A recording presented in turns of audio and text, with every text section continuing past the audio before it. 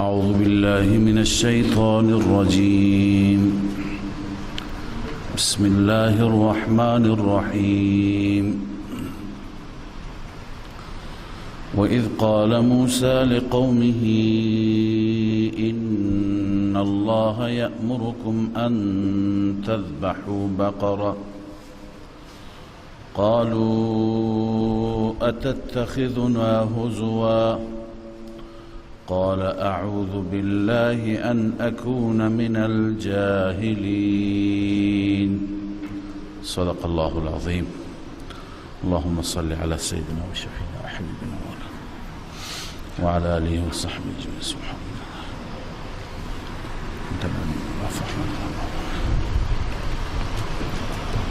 در آیات گذشته بعضی از خباثت ها و کفران نعمت که از سوی بنی اسرائیل بود اونها را خواندیم. الله تعالی در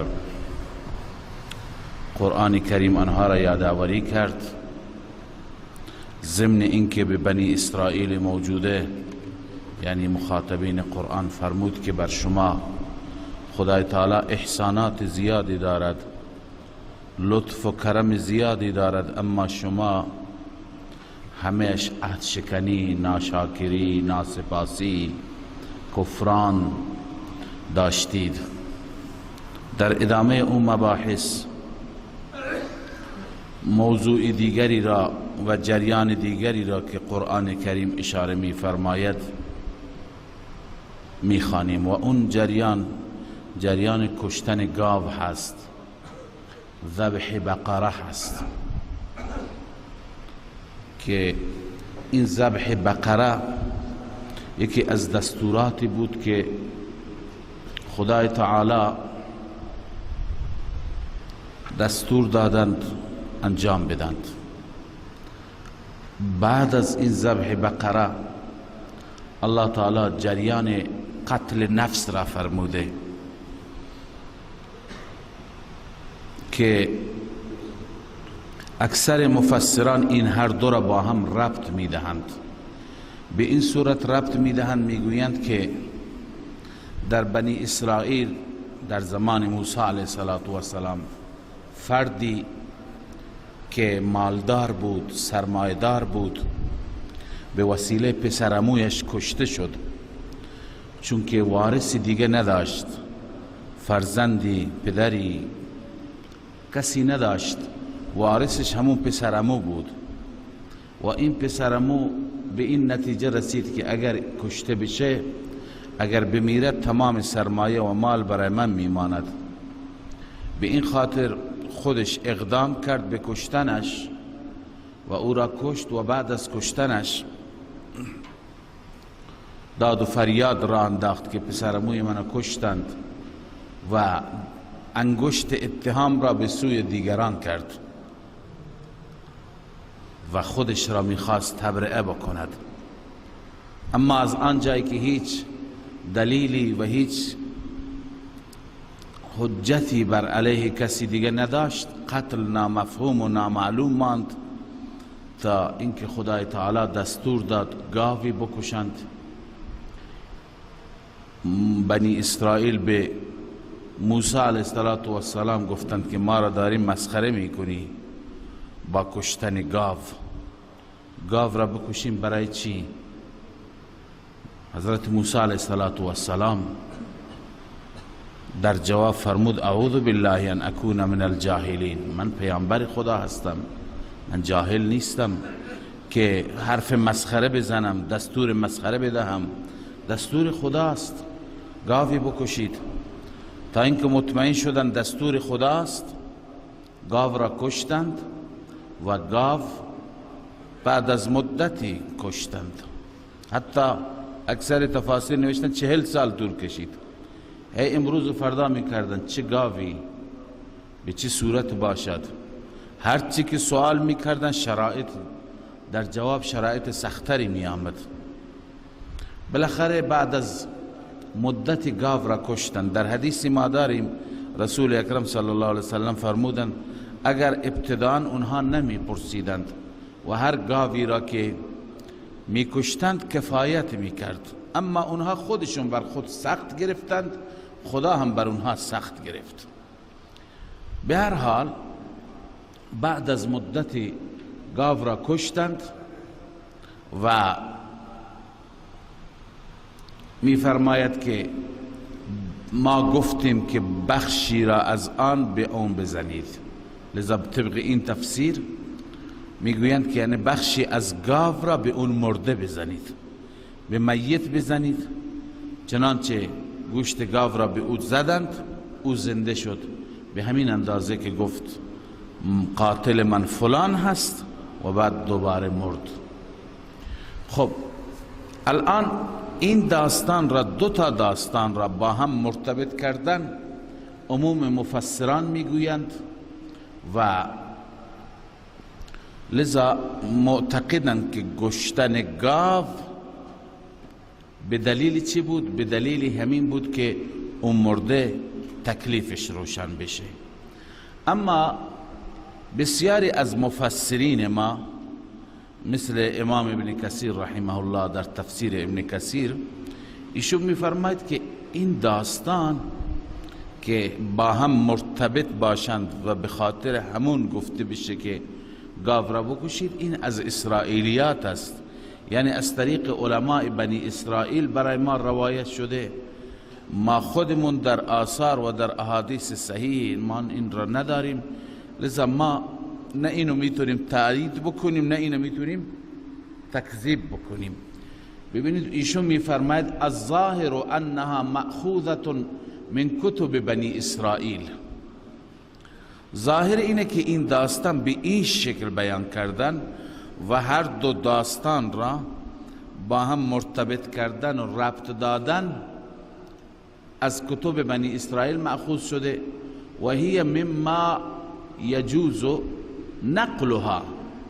این داستان از اون مواردی است که نقلش، تعریف کردنش جایزه، لکن لا تصدق ولا تکذب، نه تایید میشه و نه تکذیب. فلهذا لا يعتمد عليها الا ما وافق الحق عندنا والله اعلم.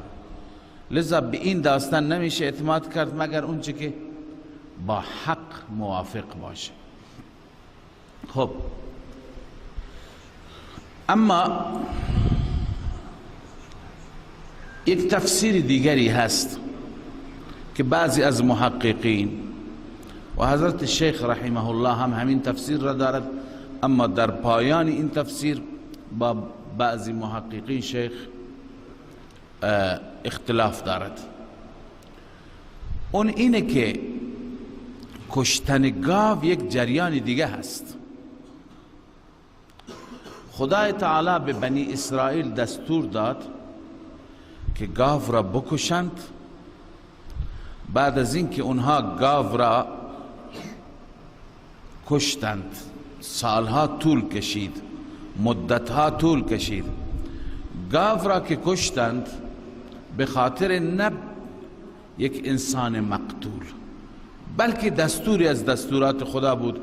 علتش را هم عرض می کنم چرا. گاو را که کشتند، در همین هنگام این انسان هم کشته شد.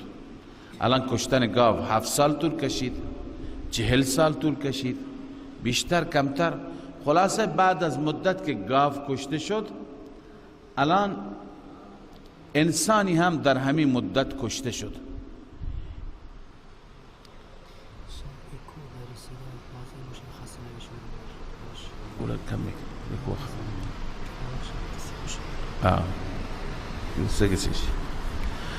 خلاصه زمانی که گاو کشته شد، این مرد هم کشته شد.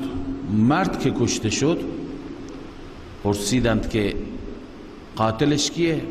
دستور رسید که بخشی از همین گوشت را به مرد بزنند تا که زنده بشه. زنده شد و قاتل خودش را معرفی کرد.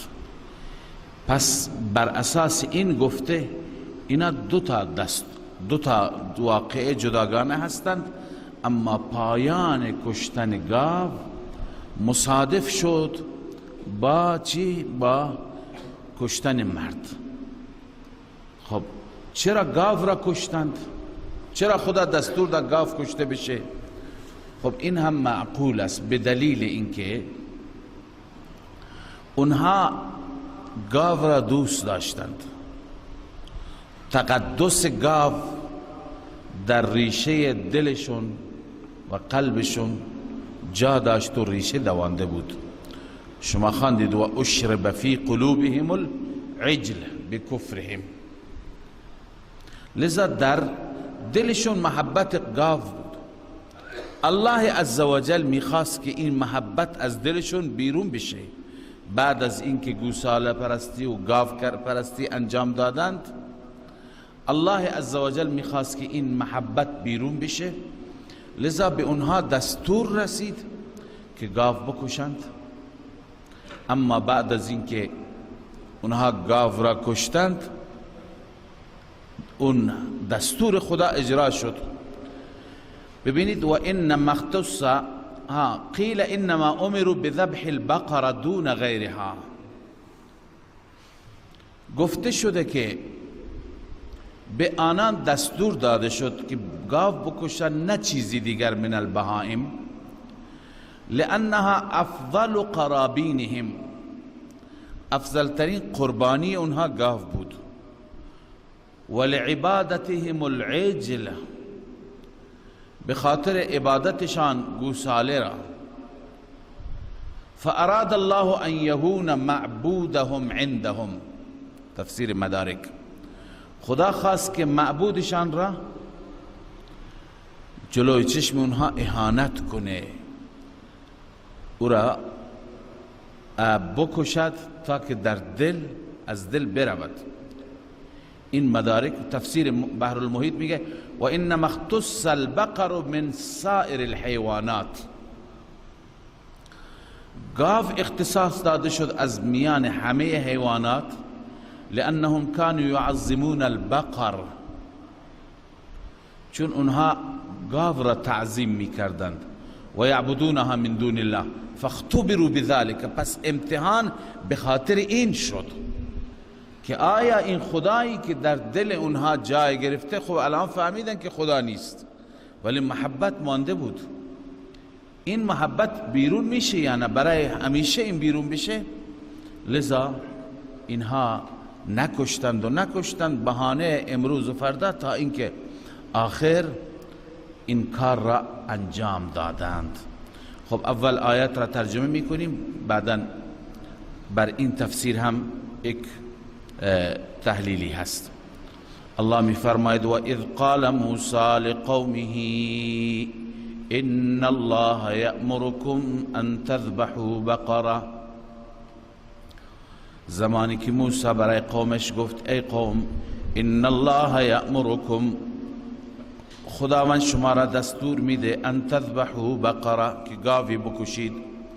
قالوا اتتخذنا هزوا، گفتم ما را مسخره میکنی، ما را استهزا میکنی؟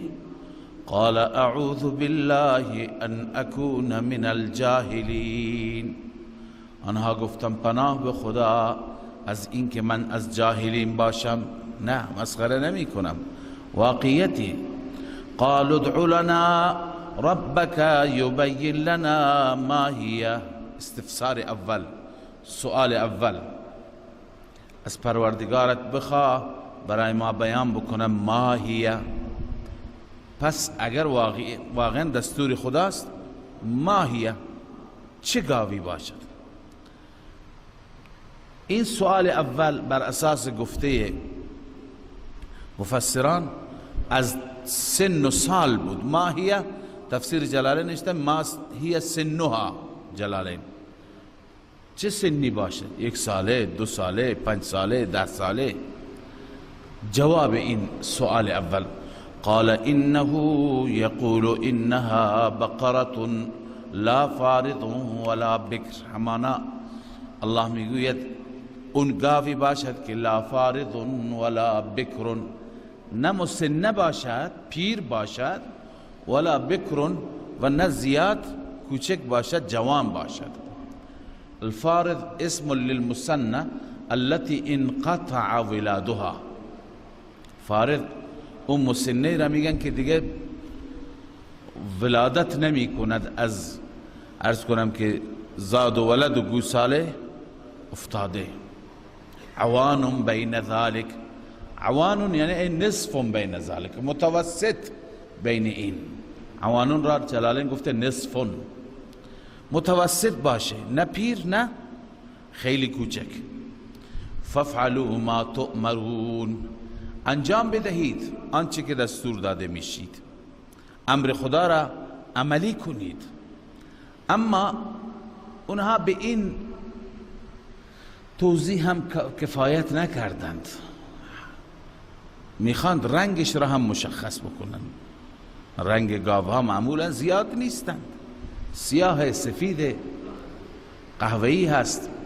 لذا قال ادع لنا ربك يبين لنا ما لونها. این استفسار دوم، سؤال دوم.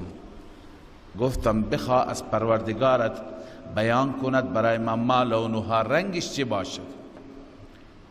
اینجا نقل کردن مفسرین سخن رسول اکرم صلی الله علیه و سلم را، یا سخن ابن عباس هست مرفوع هست، یا اینکه موقوف بر ابن عباس رضی الله عنه. قال ابن عباس لو ذبحوا ای بقرة، هر گاوی را میکشتند لاجزأتهم، کفایتشون میکرد. ولكن شددوا على انفسهم فشدد الله تعالی علیهم، اونها بر خود سخت گرفتند، خدای عزوجل هم بر آنها سخت گرفت، خودشون سخت گرفتند. لذا گفتن که چه رنگی باشد.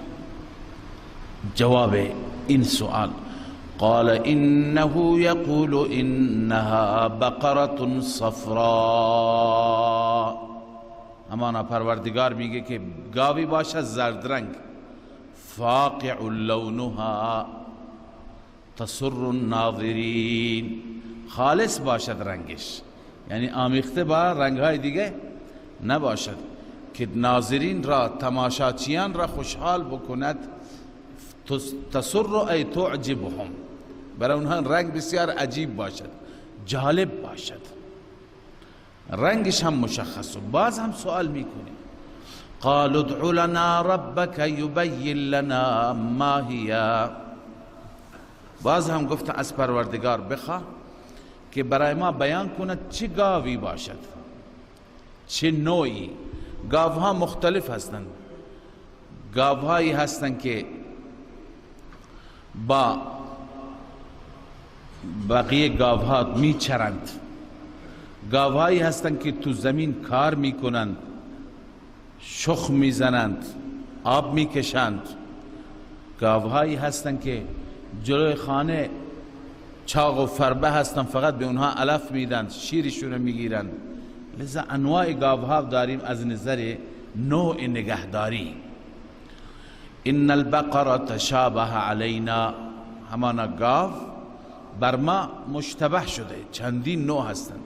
و انا ان شاء الله لمهتدون، ما اگر خدا بخواهد ما بر هدایت یافته میشیم، یعنی راهنمایی میشیم و راهنمایی درست که بشیم انجام میدیم. بسیاری از مفسران گفتن که سر موفقیت و راز موفقیت ان شاء الله بود. این ان شاء الله را که گفتند خدای عزوجل به اونها توفیق داد، و الا هرگز اینها قومی نبودن که صاحب توفیق باشند. قال انه یقول، جواب این سؤال هم فرمود که پروردگار میگوید انها بقره لا ذلول تثیر الارض، این گاوی باشد که ذلول نباشد. ذلول یعنی عرض کنم که به معنی لغویش پست هست، منظور زحمتکش نباشد که تثیر الارض ولا تسقي الحرث، چنان ذلول که زمین را شخم بزند و حرث و زراعت را آب بدهد، بلکه مسلمت لا شیة فیها، سالم باشد، عیبی توش نباشد. لا شیة فیها ای بریئة من العیوب، معالم التنزیل، از عیب پاک باشد. قالوا الآن جئت بالحق، گفتن الان حق را گفتی، یعنی خوب برای ما واضح کردی. فذبحوها وما کادوا یفعلون، اونا کشتند اما وما کادوا یفعلون، نمی خواستند بکنند، نزدیک نبود این عمل را انجام بدند، ولی خب توفیقی شد. این توفیق از کجا حاصل شد؟ الله بهتر میداند، از انشاء الله بود یا چیزی دیگه. بالاخره گاو را گیر آوردن. اون چی که در تفاسیر هست نقل میکنیم ولی زیاد معتبر نیست. بعضی میگویند که گاوی که اونها پیدا کردند مال یک یتیمی بود که در واقع بیوه و یتیمی بود. این یتیم خیلی خدمت پدرش کرد، خدمت مادرش میکرد، ولی اونها تمام سرمایهشون همین گاو بود و به اندازه بخور و نمیر شیر میداد به اونها و از پول این شیر اونها امرار معاش میکردند. اما به دلیل بر والدین گاهی انسان یک نیکی میکند، خدای تعالی در همین دنیا پاداش بهش میده، دری برش باز میکند. لذا گاو اینها اون شرایط را داشت. وقتی که این گاو را دیدند مطالبه کردند، مادر این یتیم نداد گاو را. هرچی تلاش کردند آخر آمدند و به اندازه پری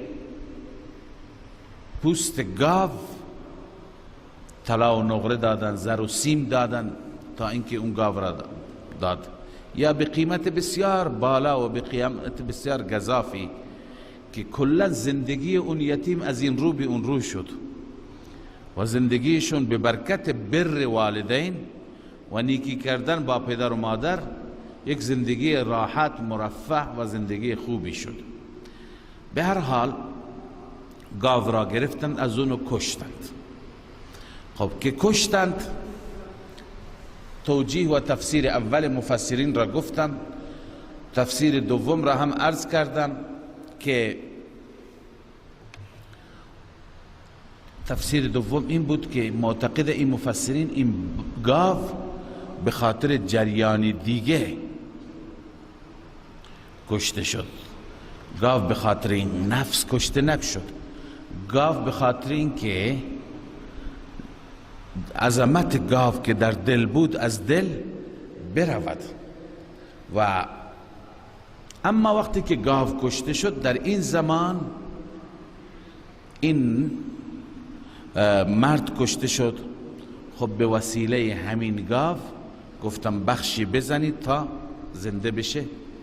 زنده شد و قاتلش را معرفی کرد. سوم نظر شیخ رحمه الله که بعد از ترجمه آیات من نظر شیخ را میگم. و اذ قتلتم نفسا فادارأتم فیها، زمانی که شما نفسی را کشتید، انسانی را کشتید، فادارأتم فیها، درباره اون قتل برگردن هم دیگر میانداختید. تدارع میگویند هر کسی ادعا را از خود دفع کند و به گردن او بندازد. برگردن هم دیگه میانداختید.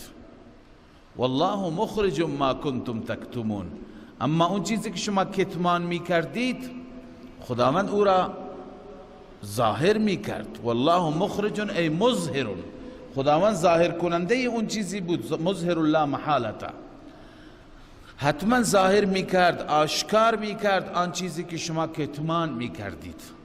کتمان چی را میکردند؟ قاتل میدونست دیگه. قاتل کتمان میکرد، میگفت که کی کشته. فقل نضربوه ببعضها، ما گفتیم بزنید آن را به بعض آن. فقل نضربوه ببعضها. خب بقیه مفسران میگویند اضربوه، اون قتیل را بزنی به بعضها به بعض آن گاو. خب عرض کردم دو گروه هستن، بعضی میگن گاو را به خاطر همین کشتند، ولی این اصلا حتی با ظاهر هم تطبیق ندارد. چطور گاو را به خاطر این کشتن، در حالی که در داستان داریم که گاو طول کشید، سالها طول کشید، بعضی میگن 40 سال طول کشید. خب وقتی که 40 سال به طول انجامید، آیا این جنازه بدون گور و کفن همینطور تا 40 سال موند؟ این بعید از عقل است. گاو را به خاطر این کشتن، این درست نیست. خب اونطوری که بعضی دیگه از مفسرین میگویند که همین زمان مصادف شد، مرد کشته شد، گفته شد بعضی از گاو را بزنید. شیخ رحمه الله معتقد است که این هم درست نیست، بقیه مفسرین همینو گفتن، این هم درست نیست. ایشون میفرمایند دو تا جریان جداگانه هست. اون جریان گاو تمام شد، گاو را کشتند، عظمت گاو که در دل بود از دل افتاد. خدایشون که قبلا خدا و معبود بود کشته شد، توهین شد. حال این جریان یه جریان دیگه هست، اصلا از اینجا داستان دیگه شروع میشه. پس فقل نضربوه ببعضها معنیش چیه؟ شیخ رحمه الله میفرماید که بزنید اون قتیل را به بعضها، یعنی به بعض نفس. اینجا و اذ قتلتم نفسا، نفس مؤنث است، یعنی اون به بخشی از بدن خودش بزنید. مطلب اینه که اون مرده الان قاتلش مشخص نیست، پس بگیری بخشی از بدنش را، مثلا دستش را بزنی به بدنش، اون زنده میشه. اضربوه ای اضربوا القتیل ببعضها ببعض النفس. چرا؟ اولا قال الشيخ رحمه الله ان الضمير في ببعضها راجع الى النفس ايضا ومعناه اضربوا النفس القتيل ببعضها كاليد ونحوها. خب دلائل شیخ ببینید، اون جریان اولا آمده، این جریان بعدن آمده. خب معلوم میشه که این جریانا با هم متفاوتن. ترتیب اگر اینطور بود که این نفس کشته میشد، به خاطر این نفس دستور میدادن گاوی بکشند، خب قتل نفس جریانش را اول خدا ذکر میکرد، نه اینکه قتل نفس جریانش را بعدن ذکر بکند. دوما اینکه تا 40 سال بماند، این هم معقول نیست، این هم مدرک نیست بالعقل. چطور تا 40 سال جنازه بماند؟ سوم یک نکته دیگری که بنده عرض می کنم، اون چه که ما خواندیم گاو را به چه دلیلی کشتند؟ به دلیل اینکه عظمت گاو، تقدس گاو از دل برود. آیا به همین خاطر بود یا نه؟ بحر المحیط هم گفته بود، تفسیر مدارک هم گفته بود. الان گاو این معجزه را بکند که یک انسانی را زنده بکند، آیا تقدس و عظمت بیشتر میشه یا کمتر؟ بیشتر میشه. خدای تعالی اینجا میخواد که گاو توهین بشه، مشخص بشه که گاو خدا نیست، گاو حیوانی از حیوانات است. پس ما بیاییم و بگیم که اونطوری که عامه مفسرین گفتن، این انسان کشته شد، دستور داده شد که بخشی از این گاو را بزنن. پس گاو این معجزه را داره که مرده را زنده می کند، پس حتما چیزی هست از الوهیت، از این که مردم مقدس می دونند. بنابراین بهترین وجه همینه که جریان گاو بگیم یک جریان دیگه بوده، این جریان دیگه هست، همونطور که خیلی جریانات را اینجا الله تعالی ردیف کرده.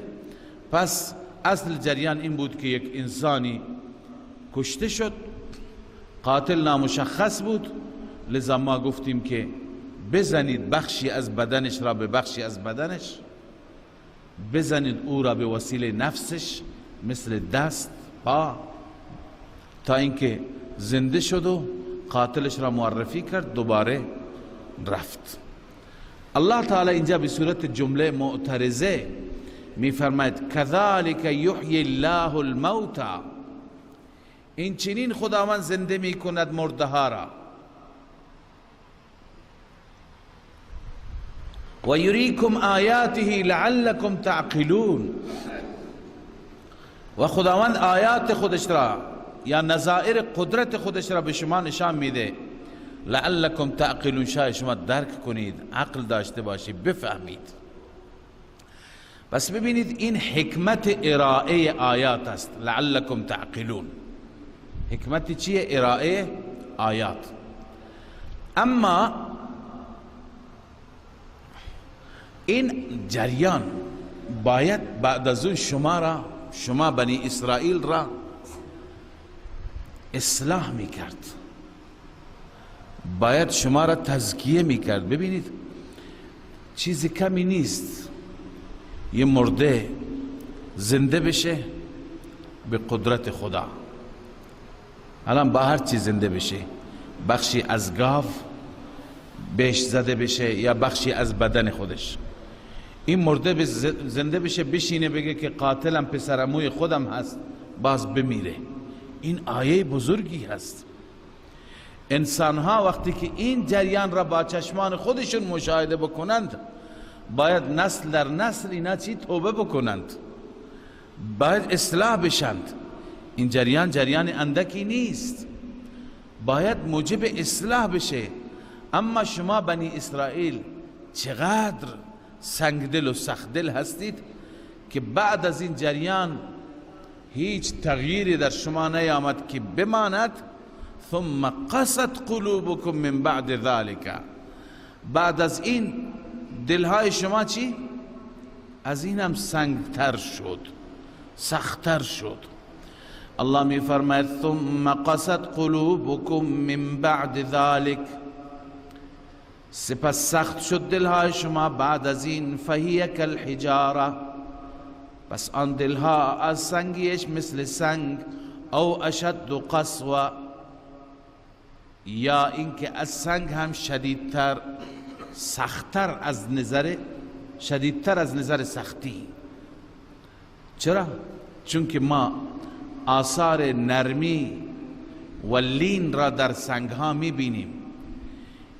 این سنگ ها را که میبینید این تأثیرات را گاهی دارند، ما متوجه نیستیم، ما نمیفهمیم، اما خالق اونها که الله هست میگه که این تأثیرات به خاطر خوف خدا است.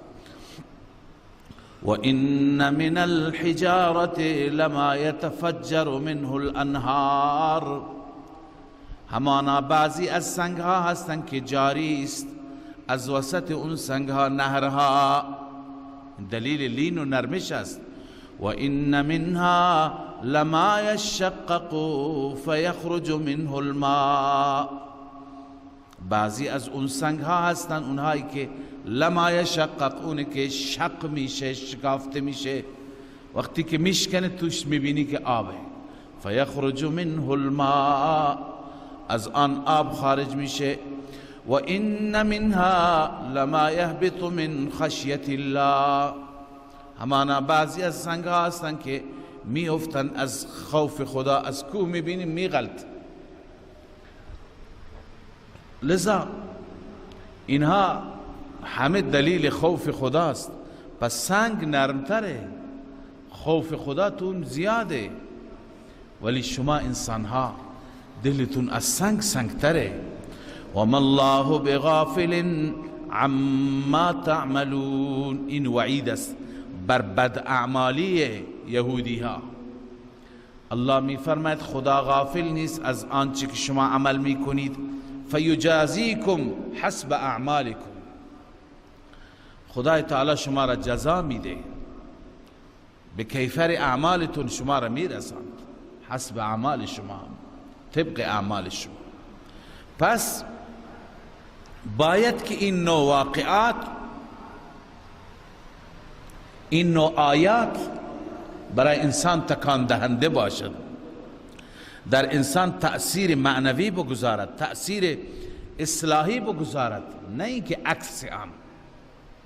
امروز هم گاهی بعضی از آیات الهی اگر مشاهده میشه میبینیم که انسانها سعی میکنند که یک فلسفه طبیعی و یک فلسفه فطری برایش پیدا بکنند و ربطش بدن به یک علت و یک دلیل طبیعی، ربطش نمیدن به خدا، قدرت خدا، به افعال خارق العاده، بلکه میگن فطری هست، اتفاقی هست. باید انسان ها از آیاتی که خلاف عادت گاهی صادر می شود، از این آیات انسان ها باید درس بگیرند و دلشون دگرگون بشه. قرآن همین انتظار را دارد. لذا الله می فرماید شما دلهایتون سخت‌تر شد. افتطمعون ان یؤمنوا لکم. بعد از این خباثت های یهود و ناسپاسی های یهود، خدای عزوجل ما مسلمانان را خطاب قرار میده که شما طمع دارید، انتظار دارید که اینها به شما ایمان بیاورند، منظور به کتاب شما، به رسول شما، به پیامبر شما ایمان بیاورند، در حالی که اینها گروه های متعددی هستند که همهشون مشکل دارند. از اینجا 5 گروه را الله تعالی از یهود معرفی می کند. 5 گروه. این 5 گروه کی هستند؟ اولین گروه احبار و رهبان. این نکته را هم در ذهن داشته باشید که گروه های از یهود که قرآن معرفی می کند و خباثت های اونها را معرفی می کند، شبیه این، نظائر این، امثال این در میان خود ما مسلمانان هم هست متاسفانه. پس مسلمان باید مواظب باشه که از این نوع عادات، از این نوع صفات بدور باشد. اولین گروه، گروه احبار و رهبانی هستند که تحریف کتاب خدا می کنند. احبار و رهبان کتمان می کنند، تحریف می کنند. دومین گروه منافقین یهودند. سومین گروه بیسوادها و جهلاء یهودند.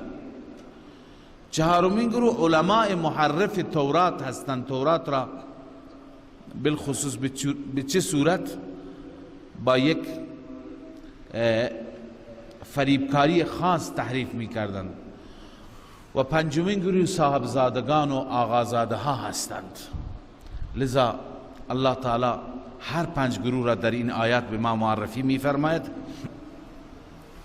الله می فرماید افتطمعون ان یؤمنوا لکم وقد كان فریق منهم یسمعون کلام الله.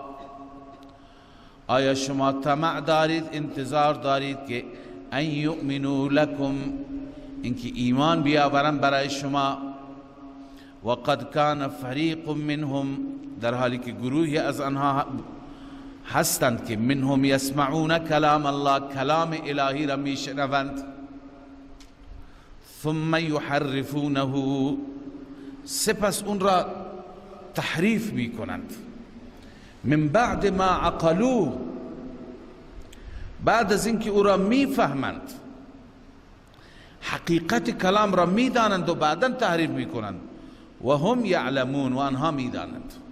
اینجا 3 استبعاد بیان شده.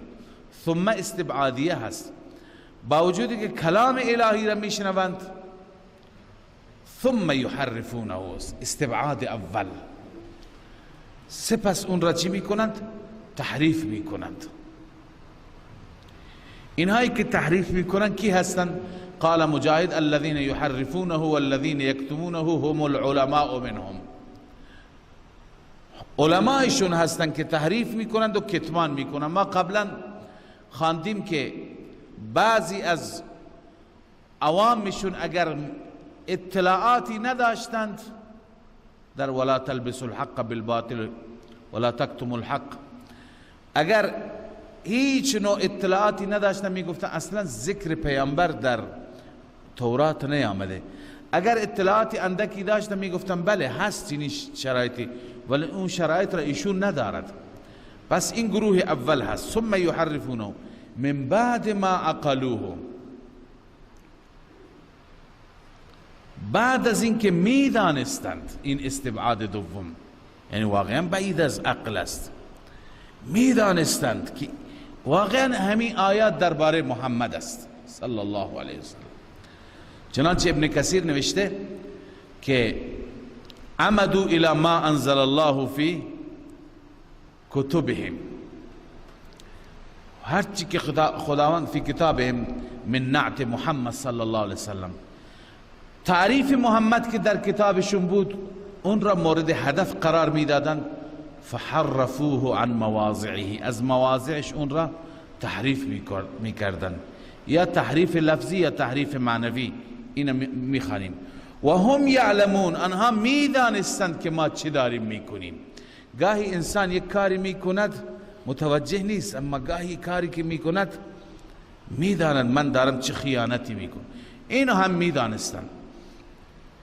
ببینید اون چیزی که بزرگان ما نوشتند، علماء یهود دو نوع تحریف انجام میدادند، یک تحریف لفظی، یک تحریف معنوی. در تحریف لفظی مثلا لفظ را بر می داشتن یه لفظ دیگه به جایش می گذاشتن، یا اصلا لفظ را جابجا می کردن. این تحریف هم بود. دوم تحریف معنوی. تحریف معنوی این بود که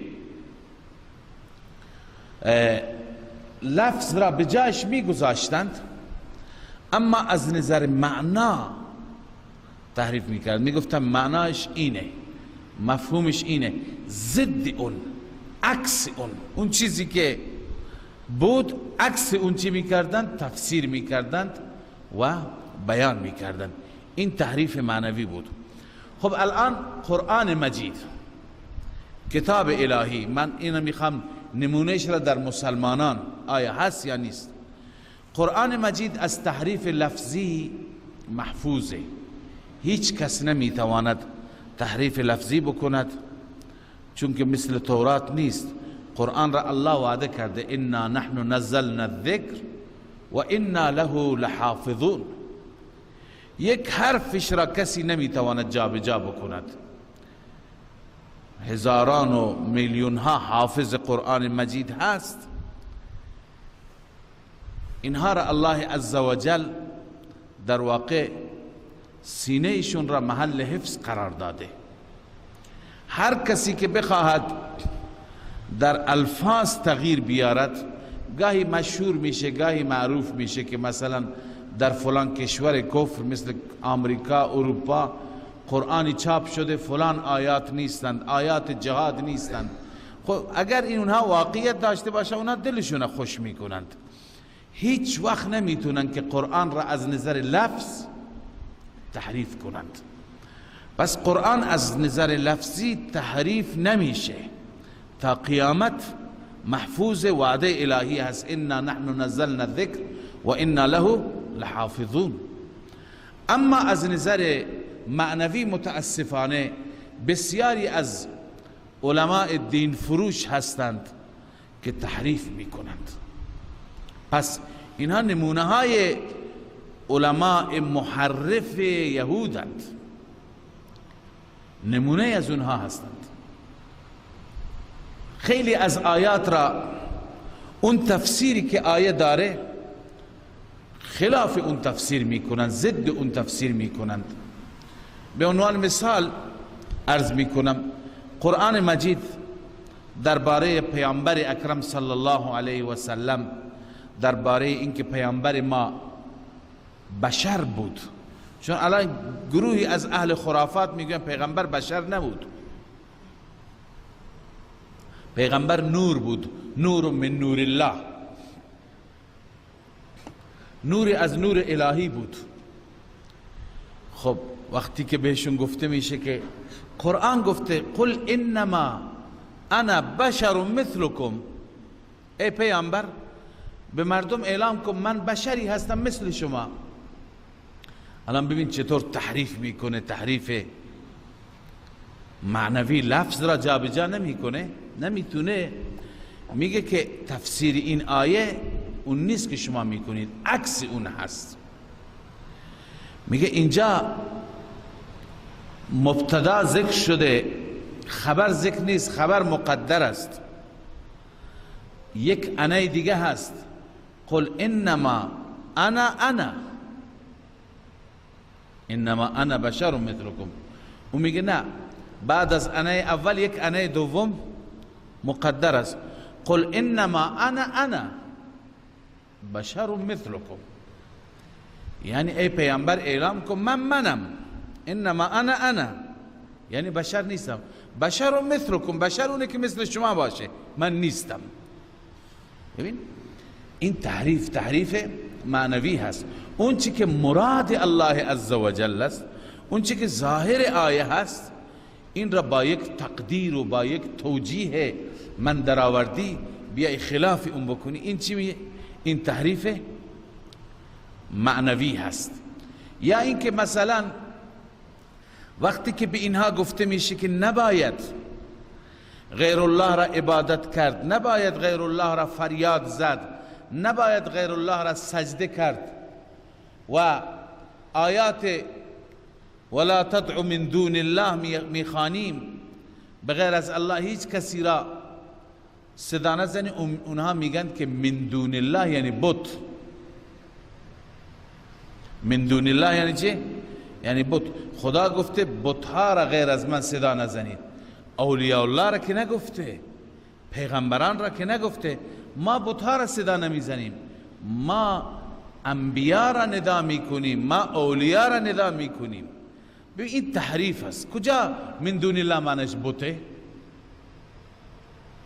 وانگهی ما خدمت شما هم چند بار تأکید کردیم و ثابت هم شد، همون بتهایی که اونا عبادت میکردند، منظور از عبادت بتها خود اون بتها نبود، چون میدیدن میدونستن ما اینها را درست کردیم. این بتها در واقع نمادی بود از اولیایی که اونا تو ذهن خودشون داشتن، از انبیا و بزرگانی که اونا تو ذهن خودشون داشتن. بنابراین اینجور تفسیر کردن من دون الله یعنی بت، پس بقیه اولیاء الله مستثناند، ائمه مستثناند، انبیا مستثناند.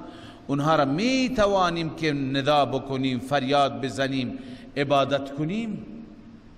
این تحریف معنوی هست و این تحریف معنوی کاری هست که یهودی ها انجام میدادند. پس اونی که رسول اکرم صلی الله علیه و سلم فرمودند که شما وجب به وجب از یهود تبعیت میکنید، این صادق مصدوق فرموده. این یک حقیقتی است که امروز ما با چشمان خودمون مشاهده میکنیم، میبینیم. واقعا هستن کسانی که مثل علماء یهود تحریف میکنند، آیات را جا به جا میکنند، مفهوم آیات را بر اساس هوای نفس و خواهش نفس تفسیر میکنند. پس این تحریف معنوی هست.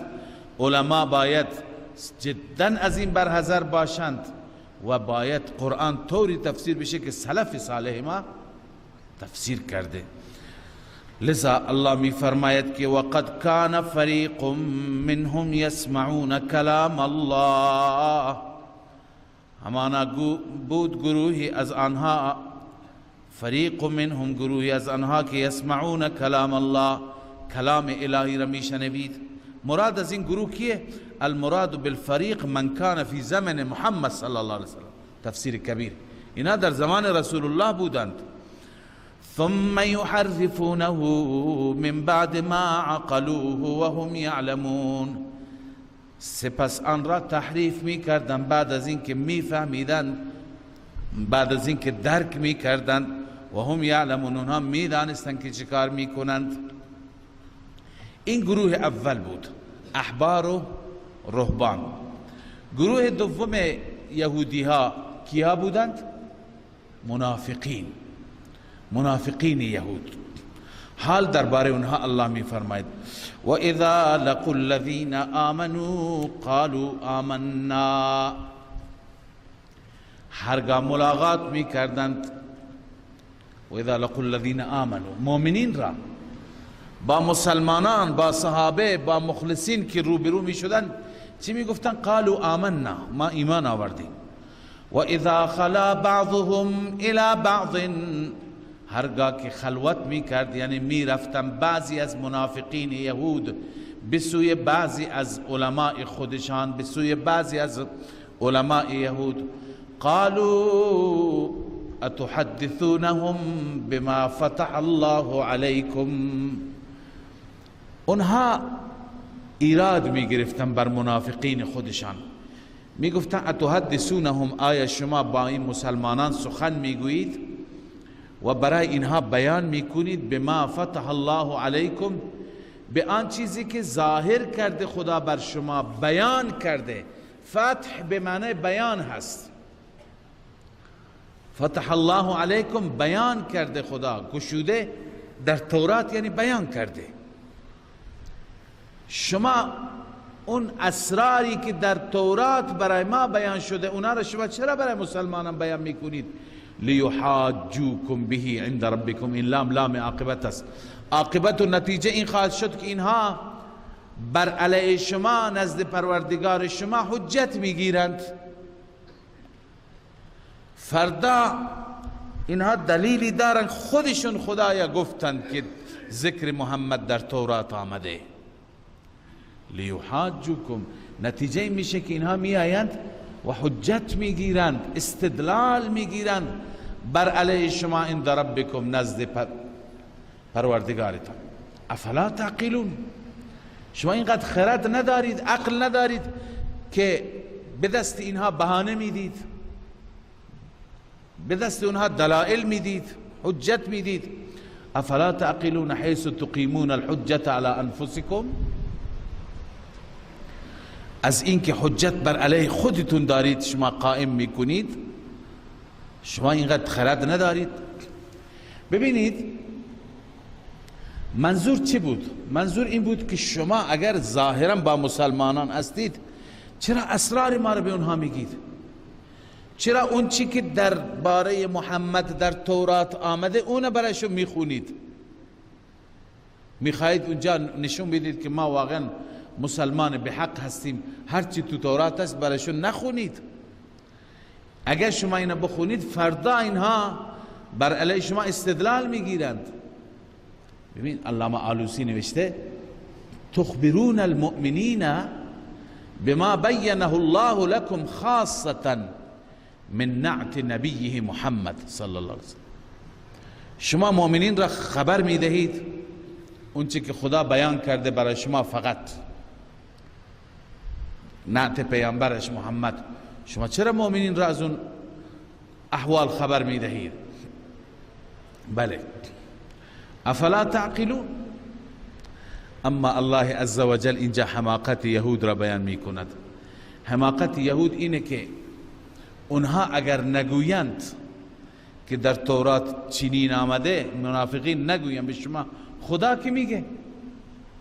خدا از همه چیز خبر داره. مگر شما مندید به علم اونها که اونها به شما، برای شما از تورات چیزی میخوانند؟ همه چیز را خدا برای شما گفته.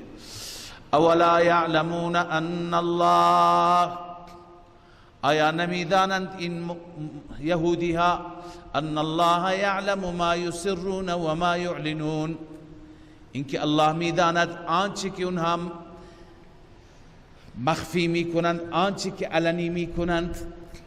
منظور چیه؟ منظور اینه که خب اونا نکنند، خداوند میکند. فحینئذ یظهر الله للمؤمنین، خداوند برای مؤمنان ظاهر میکند ما ارادوا خفاءه، اون چیزی که اونها مخفی میکردند و میخواستند مخفی بکنند خدا ظاهر میکند بواسطه الوحی الی النبی صلی الله علیه وسلم. خدا وحی میفرسته، فیحصل المحاجه، حجت حاصل میشه، دلیل کامل میشه. ابو سعود پس اونها از چی میترسن؟ بله، پس این هم از حماقت ملاهای یهود بود که به منافقین میگفتن چرا همه چیز را به اونها میگویید؟ خب نگویند، خدا میگه، خدا از همه چیز خبر دارد. خب و منهم امیون، گروه سوم امیون بودند، بی سوادها از یهودی ها. اینها فقط یک سری امانی داشتند، یک سری آرزوها و تمناهای پوچ داشتند. الله تعالی اینجا اشاره به اون امانی اونها که همینطور ما بدون هیچی مفت به بهشت بریم، چون که پدران ما انبیا بودند، گذشتگان ما انبیا بودند. همین آرزوهایی که گاهی شاید بعضی از عوام ما هم داشته باشن به خاطر یک نسبت. خیلی ها هستن که میگن ما چون مرید فلان مرشد هستیم خدا حتما ما را میبخشه. همین نسبت را برای خودش کافی میدونه، بدون اینکه عملی بکند، بدون اینکه نمازی بخوند. این نسبت کافی نیست. الله عزوجل دو چیز میخواد، یکی ایمان یعنی عقیده درست و یکی عمل صالح. در هر جای قرآن نگاه کن نجات بر این دو موکول است. اینکه من مرید فلان بزرگوار باشم این برای من اصلا کافی نیست. اونها هم منسوب بودن به سوی انبیا، مریدان انبیا خودشون را میدانستند، اولاد انبیا بودند. پس الله عزوجل گروه سوم از یهودی ها را هم معرفی کرده تا ما مسلمانان مثل اونها نباشیم. الله می فرماید و منهم امیون، بعضی از آنها امیون هستند، بی سوادند، لا یعلمون الکتاب الا امانی، از کتاب نمیدانند چیزی دیگر مگر آرزوها. امانی یعنی اکاذیب. اکاذیب یک سری دروغ هایی که بزرگان اونها به اونها داده بودن. امانیشون چیه؟ تفسیر بحر المحیط نوشته و امانیهم ان الله یعفو عنهم و یرحمهم. آرزوهایشون این بود که خدا اونها را معاف میکند، بر اونها رحم میکند، ولا یؤاخذهم بخطایاهم، بسبب خطایا اونها را اونها را مؤاخذه نمیکند. چرا؟ چون که و ان آباءهم الانبیاء یشفعون لهم، پدرانشان انبیا بودند، برایشون شفاعت میکنند. این قرآن امانی اکاذیب مینامد. و انهم الا یظنون، اونها نبودند مگر گمان میکردند. این فقط گمان بود، یک نوع آرزوی پوچ و تو خالی بود، هیچ نتیجه برای اونها نداشت. فویل للذین یکتبون الکتاب، این گروه چهارم از یهودی ها هست، اهل تحریف، علماء تحریف، محرف تورات. اینا چیکار میکردن؟ نسخه های اصلی تورات را جمع میکردن، چون احساس خطر به اون زمان چاپ نبود که همه جا تورات در دسترس باشه. تورات پیش علما ملاها بود، نسخه های دستنویس بود. لذا اینها جمع کردند و یه چیزی با هم نشستند، ترتیب دادند، اوصاف رسول الله را حذف کردند، پاک کردند. این همون تحریف لفظی هست. و یک چیزای از خود اضافه کردند. الله تعالی برملا کرد این رسوایشان را و معرفیشون میفرماید. الله میفرماید فویل للذین یکتبون الکتاب بایدیهم، هلاکت برای آنانی که کتاب را با دستهایشان منویسند. ثم یقولون هذا من عند الله، سپس می گفتم به عوام هذا یعنی این کلام محرف، همین که تحریف کردن، از جانب خداست. چرا این کار را می کردن؟ لیشتروا به ثمنا قلیلا، تا که در عوض اون بگیرن پول اندک، همون مرجعیت بماند، مردم به اونها رجوع کنند، همیشه از اونها استفسار کنند، پول بهشون بدن. فویل لهم مما كتبت ایدیهم وویل لهم مما یکسبون. الله می فرماید هلاکت برای اونها به سبب این علت اول، به علت آن، به سبب آن که کتبت ایدیهم، آنها با دستشان نوشتند، و ویل لهم مما یکسبون، هلاکت برای اونها از آنچه که اونها کسب میکردند، یعنی همون ثمنا قلیلا، برای پول اندک. الله تعالی می فرماید برای اونها هلاکت و تباهی. و قالوا لن تمسنا النار، اینجا گروه پنجم است. گروه پنجم یهود، صاحب زادگان، آقازادگان، اونهایی که فکر میکردن چون که ما از فلان تیره خاص یهودی هستیم، در نسل ما همهش بزرگان هستند، لذا ما از هر چی بکنیم خدا ما را نمی سوزاند مگر ایام اندکی. ایام اندک چی؟ همون ایامی که پدران ما چی کردن؟ گوساله پرستی کردند. به اندازه 40 روز کمتر می سوزیم، بیشتر نه. الله می فرماید وقالوا لن تمسنا النار الا ایاما معدوده، میگویند که آتش به ما نمی رسد مگر ایام معدوده.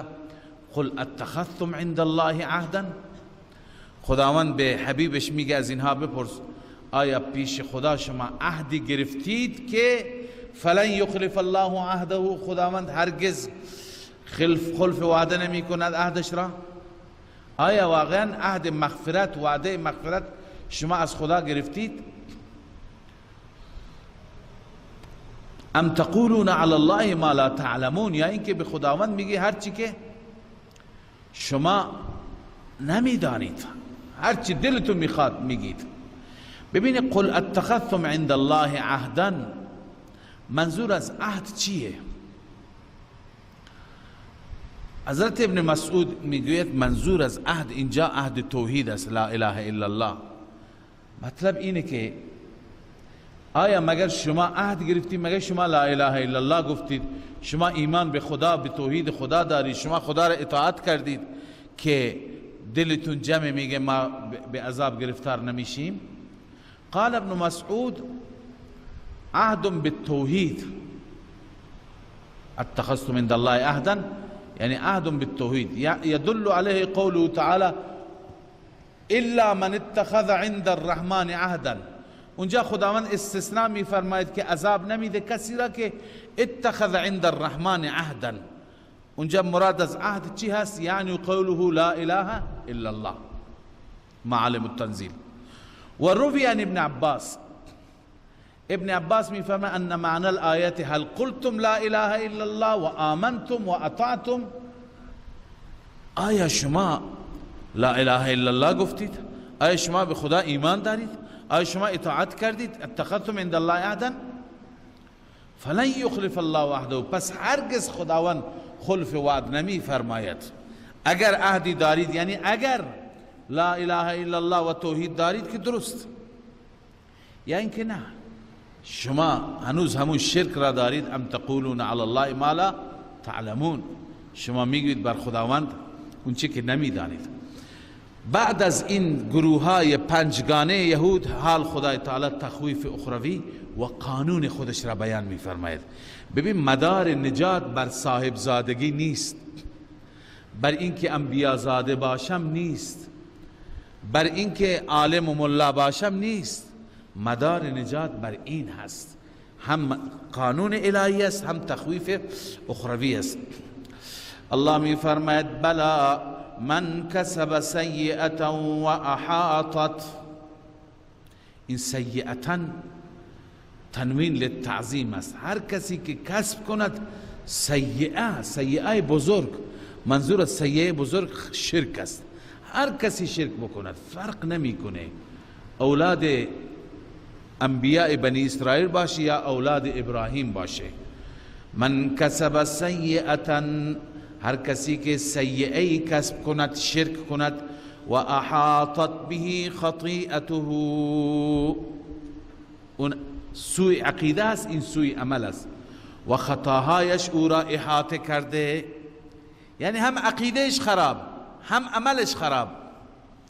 فاولئک اصحاب النار هم فیها خالدون. این نتیجه، این گروه، این افراد اصحاب النار هستند، اهل آتش هستند. هم فیها خالدون، همیشه در آتش. والذین آمنوا وعملوا الصالحات، این بشارت است. کسانی که ایمان دارند، ایمان یعنی عقیدهشون درسته، و عمل الصالحات و عملشان درسته. اولئک اصحاب الجنه، این گروه اصحاب جنت هستند، اهل بهشت هستند. هم فیها خالدون، همیشه در آن بهشت میمانند. پس مدار بر یهودیت نیست، مدار بر پیغمبرزادگی نیست، بر پیرزادگی نیست. مدار نجات بر چی هست؟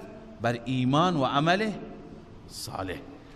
و همچنین مدار عذاب بر شرک و سوء عمل است. اینجا دو تا نکته علامه آلوسی رحمه الله ذکر کرده و دو اشاره لطیف قرآنی را برای ما مشخص کرده. یکی این که ببینید والذین آمنوا و عملوا الصالحات، در اکثر قرآن اینجوره، میفرماید که عمل صالح بر ایمان عطف است. عمل صالح بر ایمان چی هست؟ عطف است به وسیله واو. و شما میدانید که عطف مغایرت میطلبد. عطف میطلبد چی را؟ مغایرت را، یعنی غیر هم. مثلا میگیم جاء زید و عمرو، معنیش اینه که زید و عمرو آمد. زید کسی دیگه هست، عمرو کسی دیگه هست. معنیش این نیست که زید و عمرو یکی هستند، دو تا هستند. این واو نشان میده که زید، یا مثلا میگیم جاء زید و ابا عمرو، جاء زید و زید آمد و ابو عمرو آمد. ببین واو مغایرت میطلبد، یعنی نه دو نفرند. اما اگر بگیم جاء زید ابا عمرو، واو نباشد، هر دو یکی میشه. پیش من زید آمد، کدوم زید؟ همون که ابو عمرو است. پس هر دو یکیه، نه؟ چه چیزی مغایرت را ثابت کرد؟ واو، حرف عطف. پس اینجا آمده آمنو و عملوا الصالحات. این بیانگر این است که ایمان غیر از عمل صالح است. ایمان و عمل صالح با هم چی دارند؟ مغایرت دارند، غیر همند. همون چیزی که دوستانی اگر اختلاف را میدونند بین اهل سنت و بین معتزله، معتزله میگه ایمان و عمل صالح یکی است. کسی ایمان نداشت هم همیشه در جهنم میره، کسی عمل صالح نداشت هم همیشه در جهنم میره. معتزله و خوارج همینه میگن، نه؟ یعنی کسی نماز نخواند برای همیشه در جهنم است.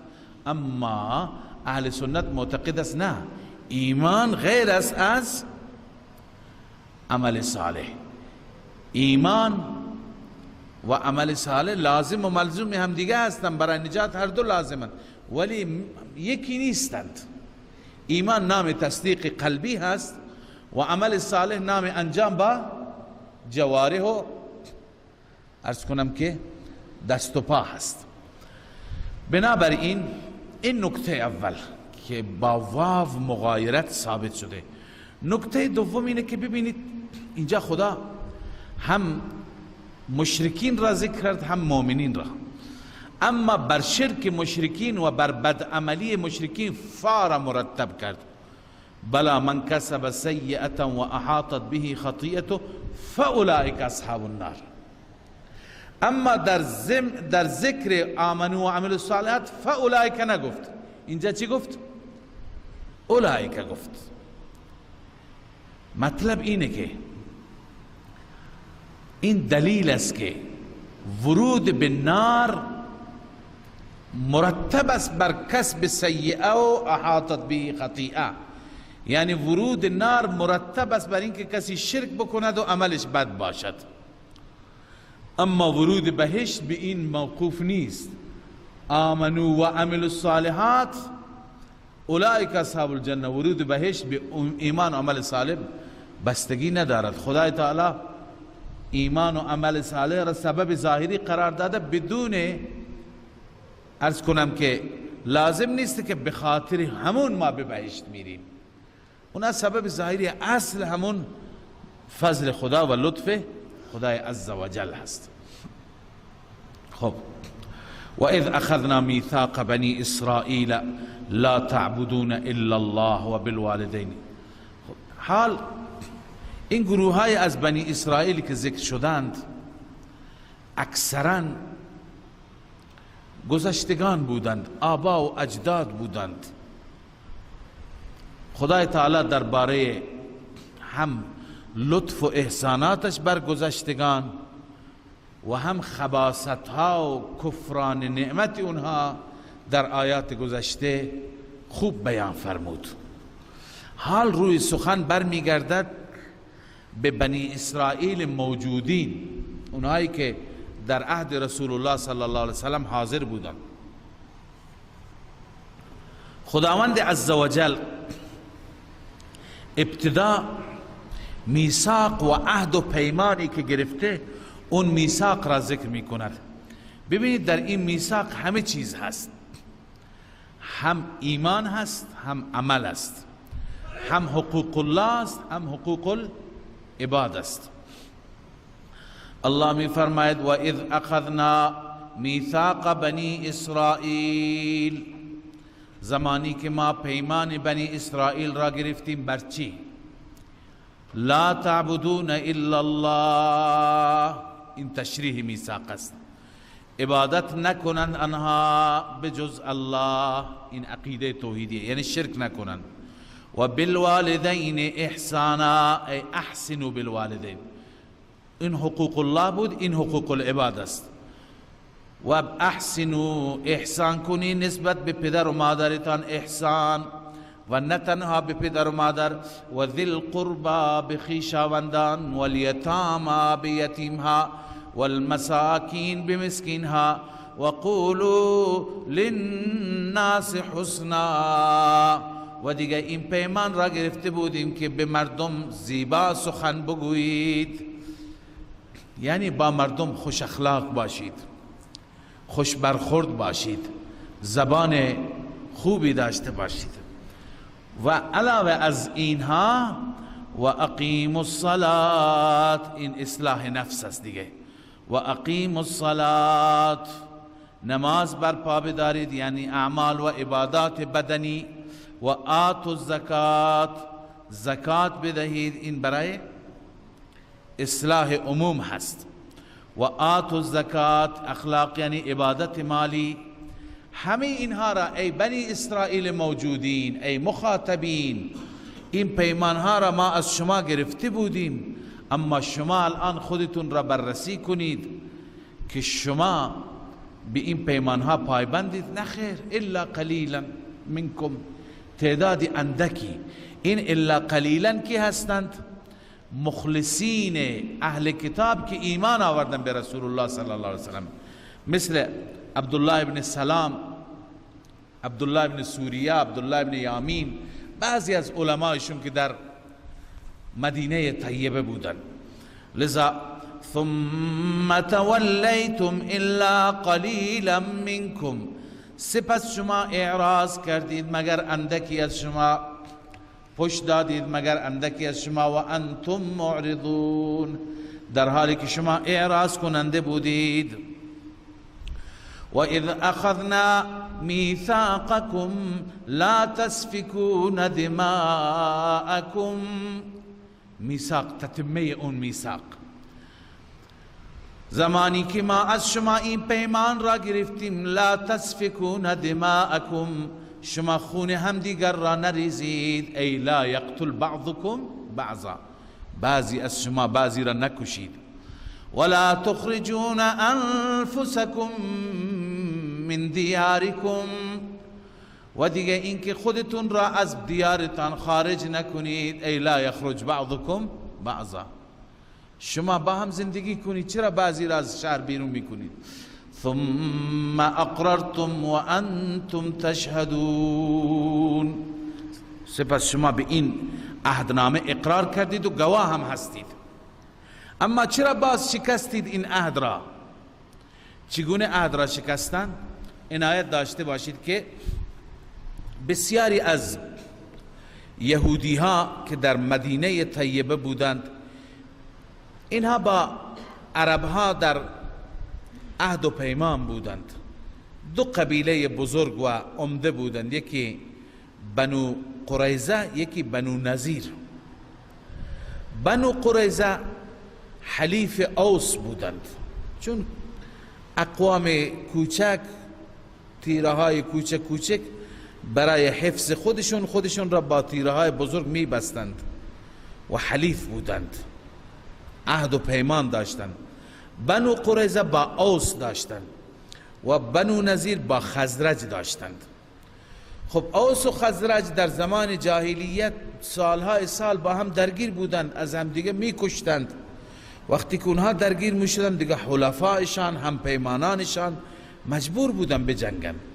پس قبیله بنو قریظه و بنو نذیر، دو تا قبیله یهود، هم در مقابل هم قرار می گرفتند، از هم دیگه می کشتند، هم دیگر را اسیر می گرفتند، هم دیگر را از شهر بیرون می کردند.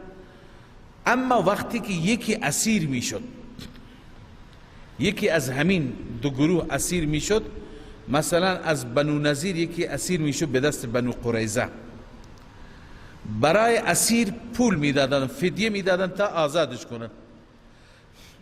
الان که پول جمع می کردند، خب بنو قریظه از قوم خودشون هم جمع می کردن، می رفتن از بنو نذیر هم جمع می کردن.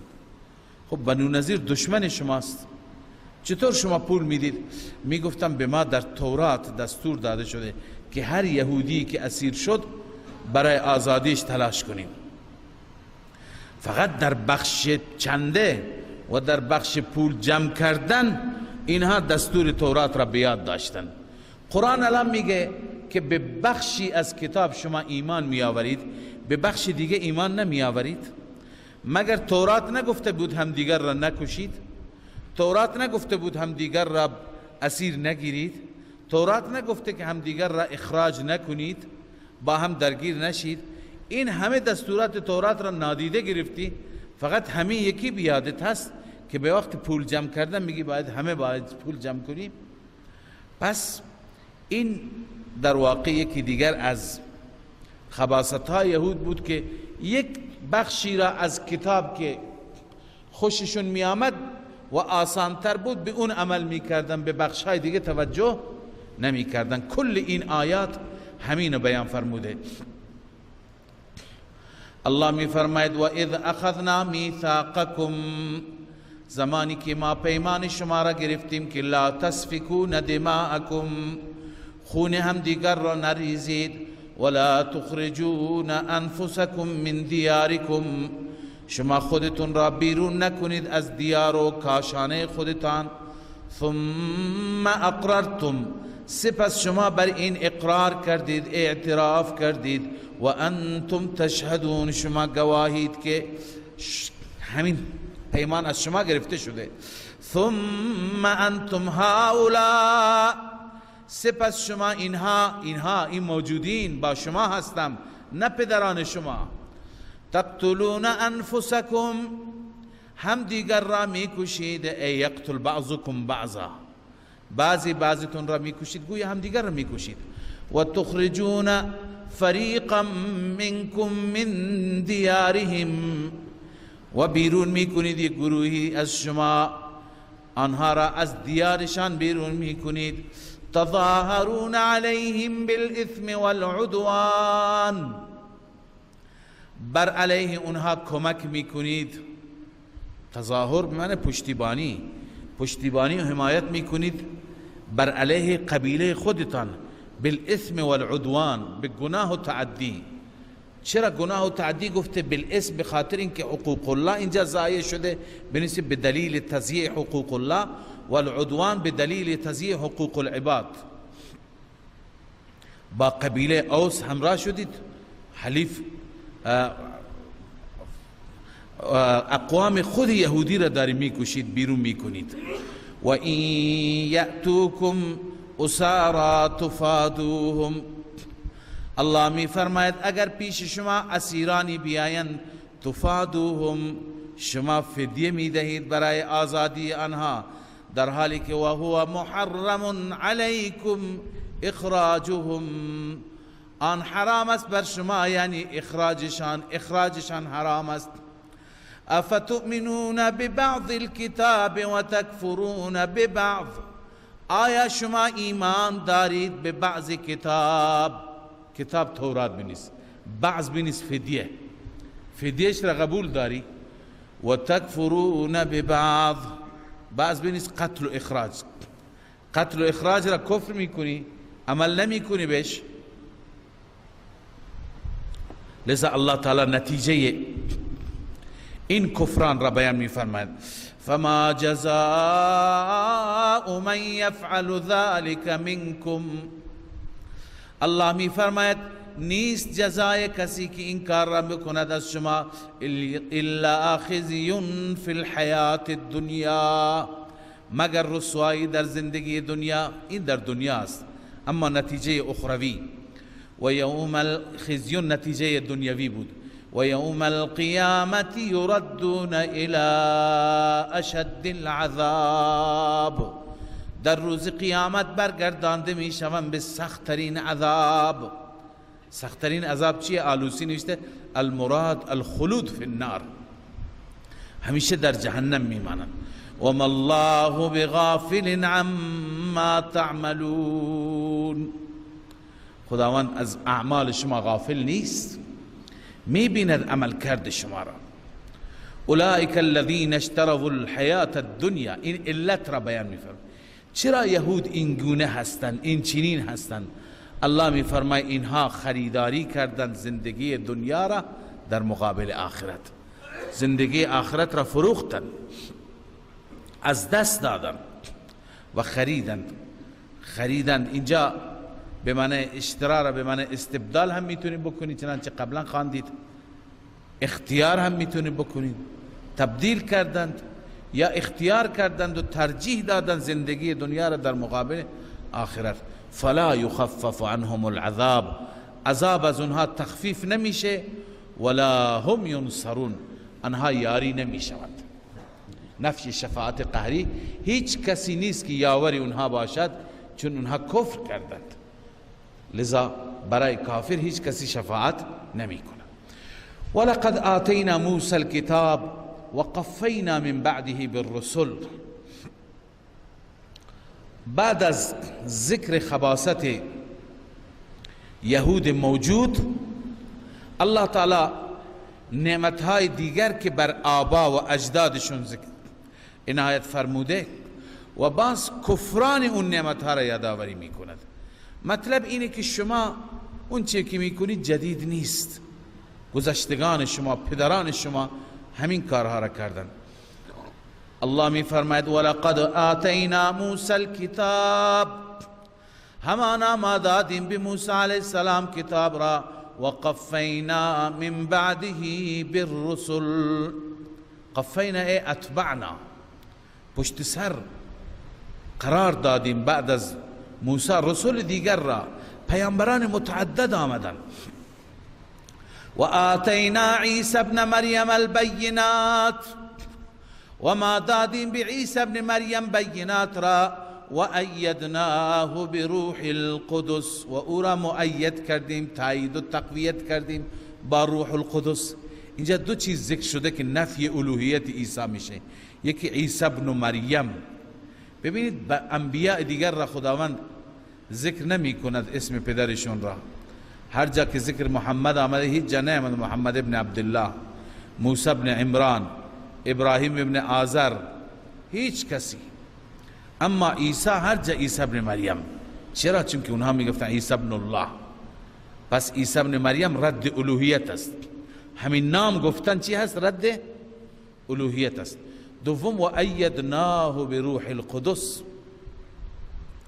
ما او را تایید کردیم با روح القدس. منظور از روح القدس جبرائیل امین است. اینم نفی الوهیت است. عیسی نیازمند است به کمک، نیازمند کمک است. اگر عیسی واقعا الوهیت داشت، خدا بود، نیازمند کمک نبود.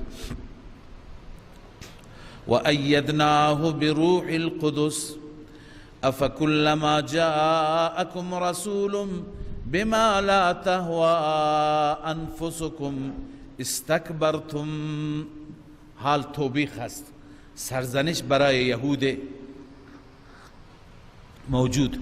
در همه عرصه ها انبیا آمدند، راهنمایی کردند. آخرین سلسله عیسی ابن مریم بود و مطالب بسیار زیبایی گفت. حال پیامبر خاتم آمده، نبی خاتم آمده. آیا هرگاهی که رسولی بیاید و بیاورد جاءکم بما لا تهوى، بیاورد چیزی را، مطالبی را که شما دوست داشته نباشید، لا تهوى انفسکم، یعنی مطابق هوای نفس شما نباشد، مطابق میل و خواهش شما نباشد، استکبرتم، آیا هرگاه چنین پیامبری بیا شما تکبر میکنید؟ استکبرتم عن الایمان ففریقا کذبتم و فریقا تقتلون. یک گروهی از شما تکذیب میکنید اون پیغمبر را و یک گروهی میکشید. چون اونها کار بنی اسرائیل چی بود؟ یا تکذیب انبیا یا قتل انبیا. یک روز میگویند 70 تا نبی فقط کشتند و کلمه 70 تا من قبلا هم عرض کردم کنایه از کثرت است، یعنی خیلی از انبیا را در یک روز کشتند. چون انبیا برای هر روستایی، هر شهری، هر دهی جداگانه مبعوث می شدند. لذا الله می فرماید که ففریقا کذبتم و فریقا تقتلون. اما این یهودی که در زمان رسول الله صلی الله علیه وسلم بودند، اینها چی می گفتند؟ چه بهانه‌ای داشتند؟ و قالوا قلوبنا غلف، میگویند که دلهای ما غلف هست. غلف جمع اغلف هست، به معنی اینکه در غلاف هست. در غلاف هست مطلب اینه که پوشیده هست و هیچ چیزی در دل ما جا نمیگیرد، ممتلئ هست، پر هست. چنانچه قرطبی تفسیر کرده قال ابن عباس قلوبنا ممتلئة علما، دلهای ما از علم پره.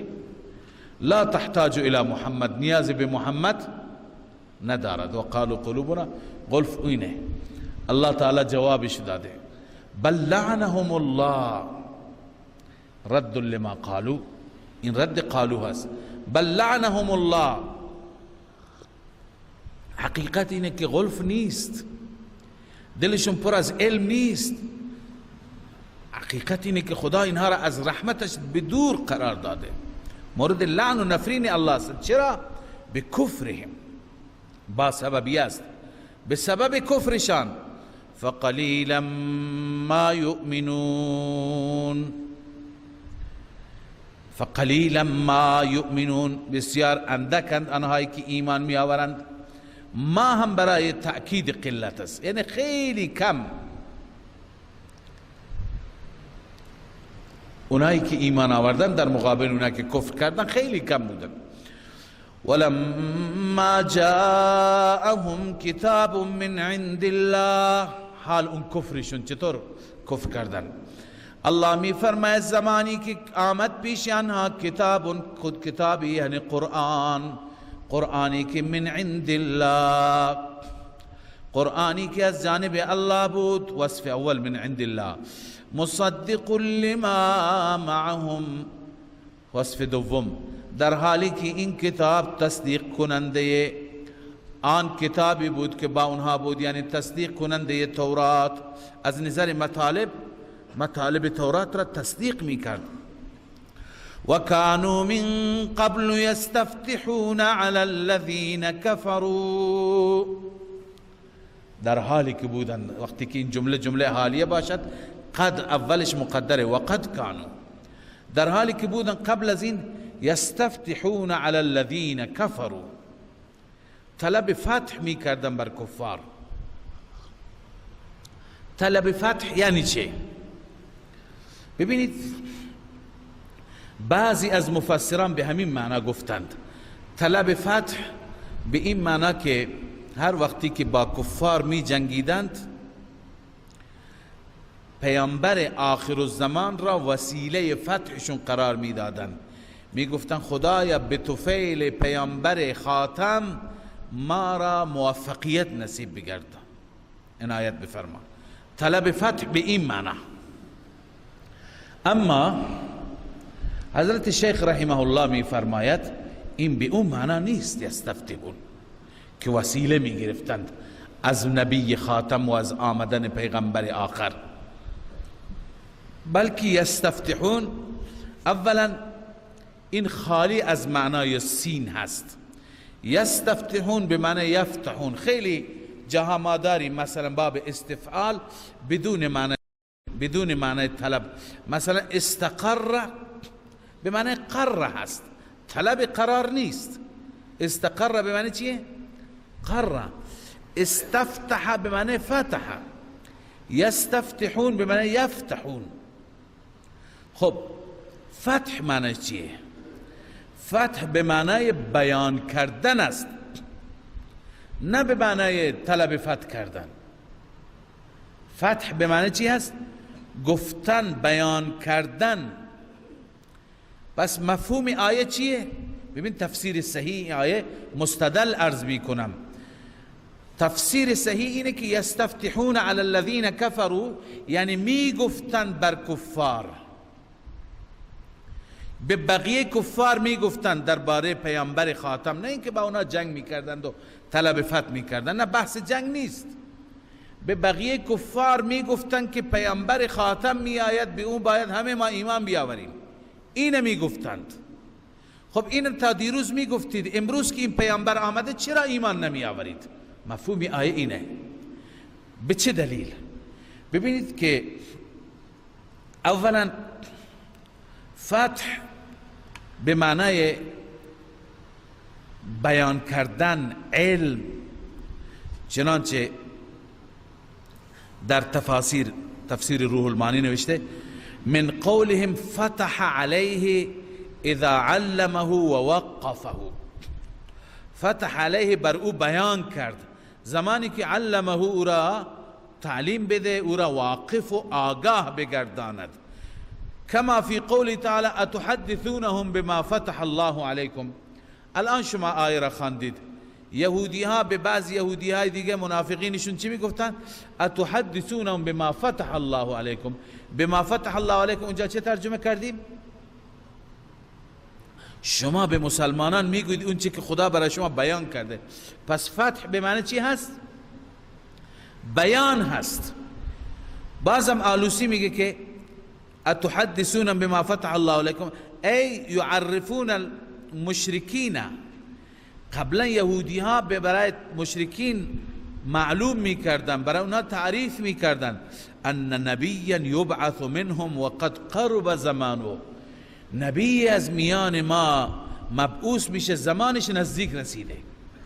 پس وکانوا من قبل یستفتحون، قبل از این زمان، قبل از بعثت رسول الله اینها طلب فتح میکردن، نه که خدای ما را به طفیل نبی خاتم موفق بگردن، نه، بلکه بیان میکردن. بحث جنگ نیست، بیان میکردن، توضیح میدادن، معرفی میکردن علی الذین کفروا، بر کفار. مثل اتحدثون بما فتح الله به اون معنی است، بیان میکردند مواصفات پیغمبر را. الان الله میفرماید که شما تا دیروز خودتون بیان میکردی، الان که اون پیامبر آمده چرا ایمان نمی آورید؟ فلما جاءهم ما عرفوا كفروا به. زمانی که این پیامبر آمد، زمانی که آمد ما عرفوا، همان چی که اونا می شناختند، یعنی پیامبر آمد، پیامبری که او را می شناختند، کفروا به، کفر کردن به آن. فلعنت الله علی الکافرین. پس لعنت الله بر این نتیجه هست، ثمره هست بر این کافرین که خودشون کفر میکنند، تا دیروز به مردم میگفتند چنین پیامبری می آید. بئس ما اشتروا به انفسهم ان یکفروا بما انزل الله. در اینجا الله عزوجل خباثت دیگر از خباثت های یهود را ذکر می فرماید. این دین فروشی هست و در واقع خود را فروختن هست. بئس ما اشتروا به، اشترا به معنی خریداری هست، اینجا اشترا به معنی باعو همه مفسرین نوشتن، فروختن است. بئس ما اشتروا به انفسهم، فروختن به آن انفس خودشان را، یعنی خودشون را فروختند و حواله جهنم کردند. چی خریدند؟ ان یکفروا، این مخصوص به ذم است. بئس اون چی که بد است اینه که ان یکفروا بما انزل الله، کفر کردند به آنچه که خدا نازل کرده، یعنی به قرآن کفر کردند. چرا؟ بغیان، این مفعول له اشتروا هست. اشتروا بغیان، به خاطر حسادت. بغی قبلا خدمت شما عرض کردم به خاطر حسادت. حسادت چی؟ بیان بغیان. ان ينزل الله من فضله على من يشاء من عباده. حسادتشون این بود که خداوند نازل بکند از فضلش بر هر کسی بخواد از بندگانش. حسادت این بود که چرا بر محمد من عباده بنیس محمد، چرا بر محمد نازل شد، چرا بر ایشون قرآن نازل شد. پس چیکار کردند؟ حسادت کردند. به سبب این حسادت چیکار کردند؟ بئس ما اشتروا به انفسهم، خودشون را فروختند و کفر را خریدند. لذا الان نتیجه دنیوی و نتیجه اخروی هر دو بیان میشه. فباءوا بغضب علی غضب، رجوع کردن بر غضبی بر غضب، بغضب علی غضب. علی غضب، غضب اولی شرک، ترک توحید و گوساله پرستی بود. غضب جدید انکار و کفر به محمد صلی الله علیه وسلم.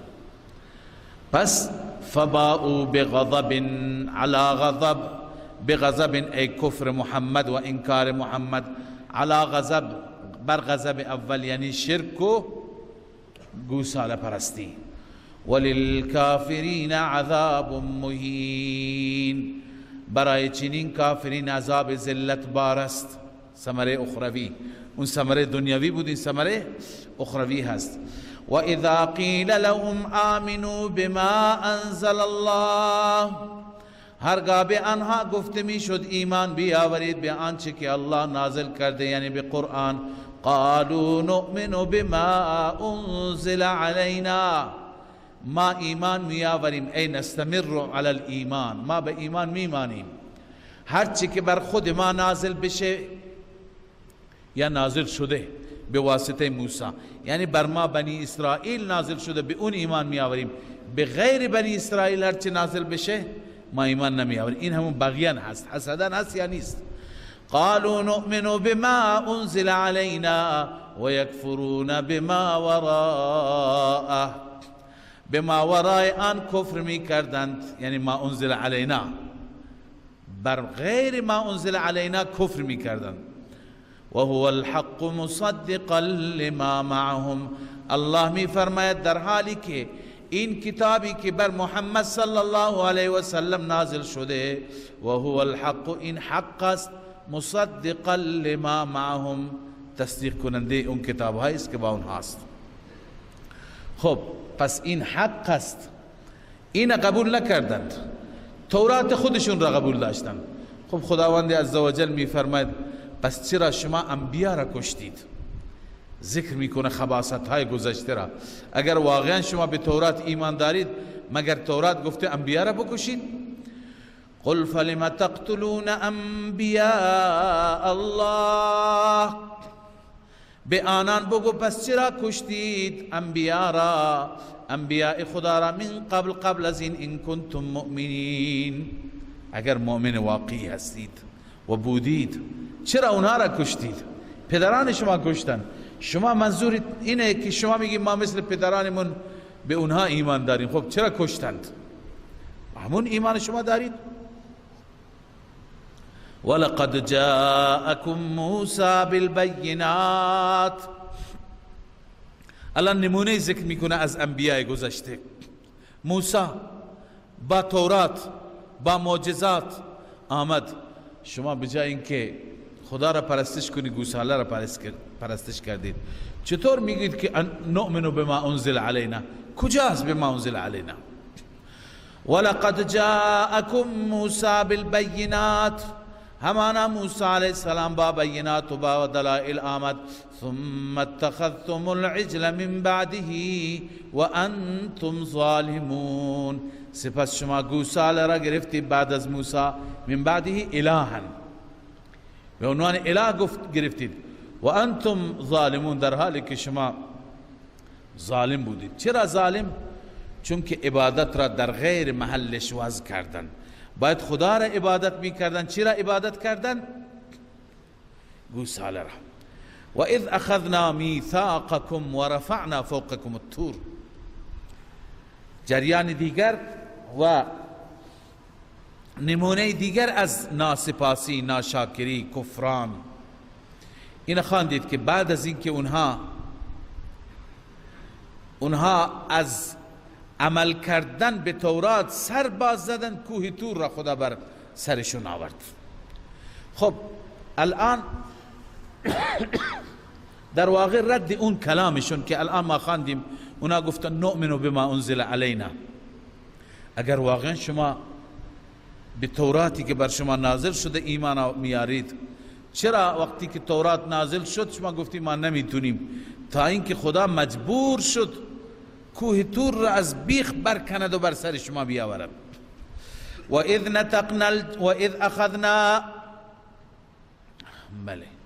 اذ اخذنا میثاقکم و رفعنا فوقکم الطور. زمانی که ما میثاق و پیمان شما را گرفتیم، و رفعنا فوقکم الطور. ببین اینجا چند تا رد هستن که من اون ردیف را برای شما عرض نکردم. اونا گفتن نؤمن بما انزل علینا، ما به کتابی که بر خود ما نازل شده ایمان می آوریم. خدا 5 رد برایش بیان کرد. رد اول، خب این که و هو الحق، قرآن هم حق است، مثل تورات قرآن هم حق است. رد دوم مصدقا لما معهم، قرآن هم غیر از مطالب تورات نداره، تورات را تصدیق می کند. رد سوم قل فلم تقتلون انبیاء الله، اگر راست میگه چرا انبیاء را کشتید. رد چهارم ثم اتخذتم العجل من بعده، بعد از اون گوساله را پرستیدید. و این رد پنجم بود، و اذ اخذنا میثاقکم، اگر راست میگید چرا خداوند کوه طور را بر شما آورد؟ و رفعنا فوقکم الطور، چه گفتیم؟ خذوا ما آتیناکم، بگیرید آنچه که ما به شما دادیم، بقوت، با قوت، با همت، بگیرید با اعتقاد و عمل، بالاعتقاد والعمل. واسمعوا، و استه دل بشنوید. ولی شما آیا استه دل شنیدید؟ آیا واقعا به تورات استه دل ایمان آوردید؟ به تمام احکام تورات عمل کردید؟ الله می فرماید نه. قالوا سمعنا و عصینا، گفتن شنیدیم اما با زبان گفتن. سمعنا بنسبت بلسانهم، با زبان گفتن. و عصینا، اما نافرمانی کردیم. بقلوبهم یا بالعمل، با عمل گفتن نافرمانی میکنیم، با دل گفتن نمیکنیم. چرا؟ علت چی بود؟ و اشربوا فی قلوبهم العجل بکفرهم، آنها در ریشه دلشان محبت گوساله قرار داده شده بود. محبت قرار داده شده. ببین کما یتداخل الصبغ الثوب، گاهی لباس را که رنگ میکنی، رنگ چطور داخل لباس میره و لباس را از ته رنگالود میکنه. و شراب و اعماق البدن، یعنی که آب شما می نوشید تمام رگهای شما چی میشه؟ تر میشه، تمام اعماق بدن شما آب میره. پس همچنین محبت گوساله مثل آب و مثل شرب در بدن اونها، در دل اونها ریشه دوانده بود. قل بئس ما یأمرکم بإیها و اشربوا فی قلوبهم العجل بکفرهم. بکفرهم علت العلت هست، کفرشان به سبب کفر. این کفر سبب شد که بیشتر گوساله پرستی در دلشون جای داشته باشد. قل بئس ما یأمرکم به ایمانکم ان کنتم صادقین، ان کنتم مؤمنین. به آنان بگو که ایمان شما را بد امر می کند، به چیز بدی امر می کند اگر شما مؤمن دارید هستید. یعنی ایمان شما را میگه گوساله پرستی کنید، ایمان شما را به این خباثت ها دستور میده، پس این ایمان بدی هست. خب اینا دلائل بودند. حال بعد از دلائل الله تعالی اعلان مباهله می کند. اعلام مباهله به پیغمبر میگه اعلام مباهله بکن. اعلام مباهله همین قبلا هم خدمت شما عرض کردم، وقتی که طرف با دلائل قانع نشه بهش میگیم که بیا دعا کنیم که هر کسی بر باطل کشته بشه، هلاک بشه، از بین بره. آیا اینها میدونن کشته میشند؟ میدونن مرگ براشون میاد؟ آیا آماده خواهند بود؟ هرگز. هرگز. اینا دوست دارن هنوز عمر کنند. الله می فرماید قل ان كانت لكم الدار الاخره. اما بعضی دیگه گفتند که سبب نزول این آیه چیزی دیگه هست.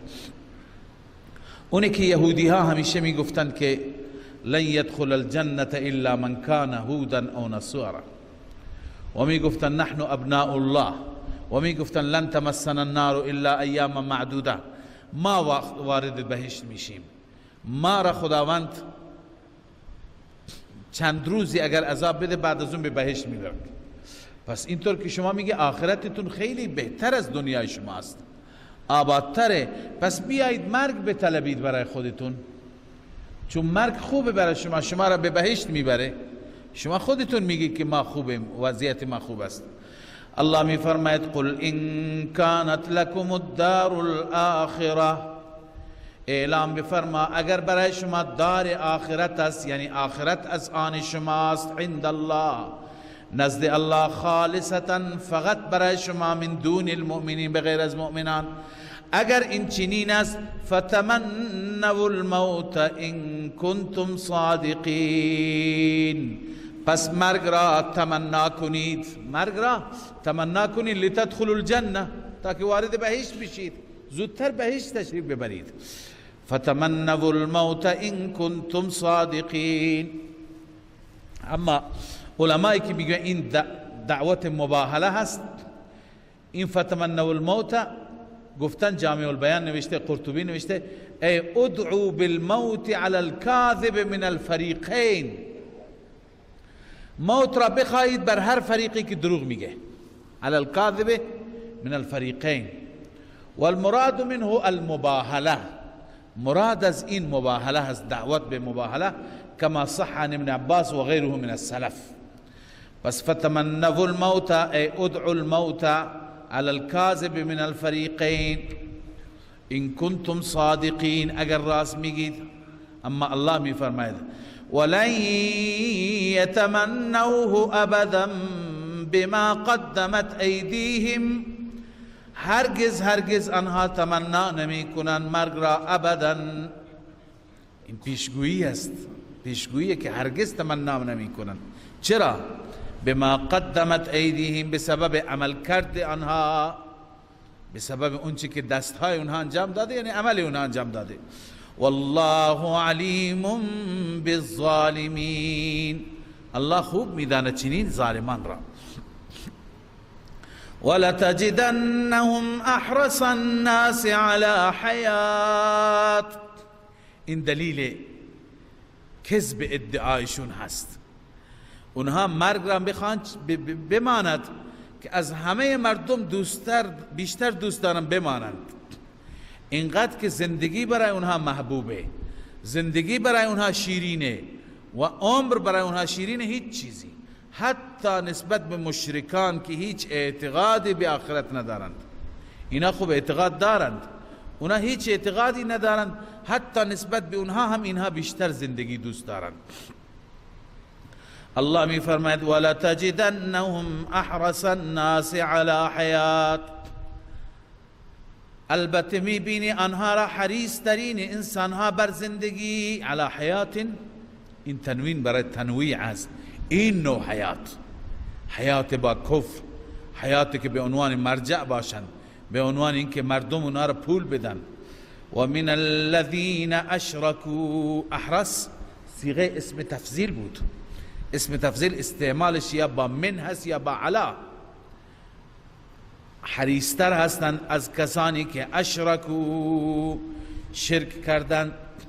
یود احدهم، این کیفیت حرص، یود احدهم لو یعمر 1000 سنه، دوست دارد یکی از آنها لو یعمر، عمر کردن 1000 سال را. این لو را مصدریه بگیریم، عمر کردن 1000 سال را. اما 1000 سال اگر عمر بکند از جهنم نجات مییابد؟ نه خیر، بعد از اون هم میمیرد، باید بره به جهنم. و ما هو بمزحزحه من العذاب ان یعمر. حماقت یهود. نیست این عمر، نیست این مدت 1000 سال به مزحزحه، دور کننده او از عذاب. ان یعمر، این بیان هو هست، یعنی این که عمر کند، عمر کردن او را دور نمی کند از عذاب. والله بصیر بما یعملون. الله تعالی به آنچه که عمل می کنند بصیر و بینا هست. صدق الله.